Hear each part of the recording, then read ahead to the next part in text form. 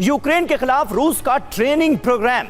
Drone को रोकने के लिए रूस की ट्रेनिंग, मोबाइल फायरिंग ग्रुप्स को दी गई है जिम्मेदारी। ड्रोन अटैक को रोकने की ट्रेनिंग दी जा रही है, यह खबर सामने आ रही है। यह देखिए किस तरह से जो ड्रोन्स इस वक्त भारी नुकसान करने में कामयाब हो रहे हैं। रूस के अंदर घुसकर उसको रोका जा सके, इसकी कोशिश की जा रही है। ट्रेनिंग चल रही है कि कैसे ड्रोन अटैक्स को नाकाम किया जा सके। बड़ी खबर है ओडेसा के दक्षिण पूर्व में बड़े अटैक को लेकर, जहां ब्लैक सी पर कार्गो शिप पर हमला हुआ है। रूस के रक्षा मंत्रालय का बड़ा दावा यह है कि यूक्रेन में हथियार शिप ले जा रहा था।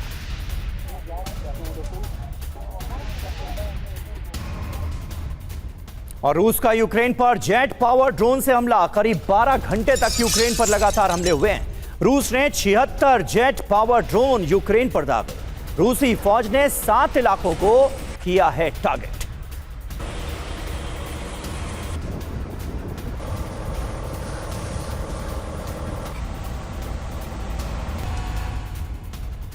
तो पुतिन का इंतकाम, यूक्रेन के 7 इलाकों में आग। खबर कैसे हमले हुए, कितने हमले हुए और कितने घंटे तक हमले होते रहे, क्योंकि जेट पावर ड्रोन्स के जरिए हमलों का दावा किया जा रहा है, जिसमें 76 से ज्यादा हमलों को अंजाम दिया गया और करीब 12 घंटे तक हमले होते रहे।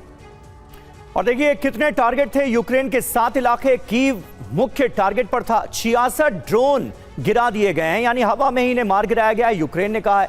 यूक्रेन में घुसे कितने ड्रोन्स? 20 इनकी संख्या बताई जा रही है। तो यानी रूस की तरफ से हमलों का सिलसिला जारी है। जरूरी बात यह है कि रूस ने क्रीमिया से ये सभी हमले यूक्रेन के अंदर अंजाम दिए हैं। ये बड़ी जानकारी निकलकर सामने आ रही है। रूस के ड्रोन यूक्रेन के पश्चिमी इलाके तक पहुंचे।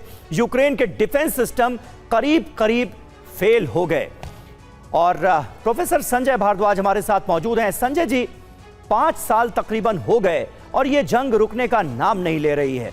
रूस आखिर चाहता क्या है? क्या रूस की मंशा, चलिए यूक्रेन को नाटो देशों का साथ है, नाटो देश उसे फ्यूल कर रहे हैं, अमेरिका ब्रिटेन कंधे पर हाथ रखे हुए हैं, लेकिन रूस क्या चाहता है इस जंग में? अब जो अंजाम हमें नजर आ रहा है वो तो रूस के लिए भी बहुत घातक दिखता है। रूस की मंशा क्या दिखती है इस मकाम पर जंग के? देखिए, मुझे साफ साफ जो लग रहा है कि जो उनका अपना 1917 से पहले का जो एक अपना प्रीएमिनेंस था इस स्लोविक रीजन में, उसको रीगेन करना चाहते हैं। और मुझे लगता है कि पार्शियली रशिया ने वो गेन कर लिया है कि जो पूरा डॉनबास एरिया है, जो रशियन स्पीकिंग जो एरिया था यूक्रेन का, उसको अपने कब्जे में कर लिया। जो ज़्यादातर रिसोर्सेज हैं यूक्रेन के वो इसी क्षेत्र में है। जो 30% क्षेत्र है उसमें लगभग 80% रशिया का कब्जा है, पहली बात। दूसरी बात, आप मान के चलिए कि जो एक थ्रेट है, जो नाटो का एक्सपेंशनिस्ट अप्रोच बीच में अडॉप्ट किया था, उस एक्सपेंसिव अप्रोच को भी रशिया थामना चाहता था कि आप नाटो को यूक्रेन के बॉर्डर के बियॉन्ड रखिए, ताकि रशिया को कोई किसी तरीके की मिलिट्री थ्रेट नहीं हो। तीसरी बात, देखिए ये बात मान के चलिए कि जो जिस तरीके का, क्योंकि रशिया अब पूरे मूड में है कि अपने आप को एक जो वर्ल्ड है वो बाइपोलर वर्ल्ड बनाया जाए, तो उसमें चीन और रशिया अपनी जुगल भगत में लगे हुए हैं कि चीन चाहता है कि मैं लीडर बन जाऊं और रशिया उस लीडरशिप को, जो कि एक मिलिट्री पावर रहा है, तो रशिया एक या तो मल्टीप्लेक्स ऑर्डर की बात करता है और बाइपोलर हो तो वो रशिया के पक्ष में हो। तो ये मोटे तौर पर जो कैलकुलेशन है, इसी को ध्यान में रखते हुए यूक्रेन का जो नाटो की तरफ जाना उन्होंने थामा। और आज कहता है कि हम पीस कैंप की, आज सीज फायर कर लो, नेगोशिएशन कर लो। तो निश्चित रूप से रशिया जो वस्तु स्थिति है, जो डिफेक्टो रशिया का जो एंगेजमेंट है, उसको एक्सेप्ट करने के लिए मुझे नहीं लगता कोई प्रॉब्लम होगा। अमेरिका अपना हिसाब से, क्योंकि अमेरिका को अपना आर्म्स मार्केट मजबूत करना है, बहुत अच्छा आर्म्स मार्केट मजबूत हो रहा है, उनका डॉलर मजबूत हो रहा है, दुनिया का रुपया, दुनिया का करेंसी गिर गया, लेकिन अमेरिका का देखिए डॉलर